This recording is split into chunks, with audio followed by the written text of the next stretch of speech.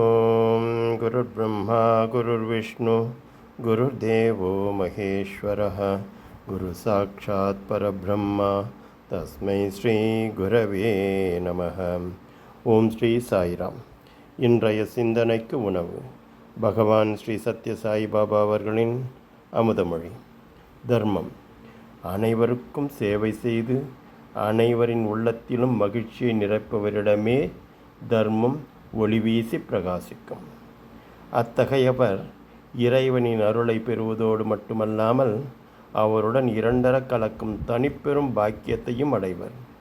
யாருக்கேனும் எதையேனும் கொடுக்கும்போதோ அல்லது யாரிடமிருந்தேனும் எதையேனும் பெறும்போதோ தர்மத்தின் வரம்புகளை மீறாமல் பார்த்து கொள்ளுங்கள். இறைவனின் ஆணைக்கு எதிராக செயல்படாதீர்கள். எக்காலத்திலும் அதை பின்பற்றுங்கள். இதுவே உங்கள் தலையாய கடமை என்று நம்புங்கள். உங்கள் ஆற்றலின் ஒவ்வொரு துளியிலும் தர்மத்தின் சாரத்தை நிரப்புங்கள். நாளுக்கு நாள் அந்த பாதையில் மேலும் மேலும் முன்னேற முயற்சி செய்யுங்கள். ஜெய் சாய்ராம்.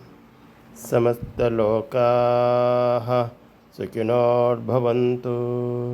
சமஸ்தலோகாஹ சுகினோர்பவந்து. சமஸ்தலோகாஹ சுகினோர்பவந்து. ஓம் சாந்தி சாந்தி சாந்தி.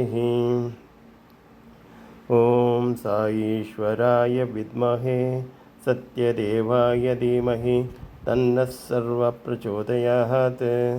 ஓம் சாயீஸ்வராய வித்மஹே சத்யதேவாய தீமஹி தன்னः சர்வ பிரச்சோதயாத். ஓம் சாயீஸ்வராய வித்மஹே சத்யதேவாய தீமஹி தன்னः சர்வ பிரச்சோதயாத். ஓம் சாந்தி சாந்தி சாந்தி.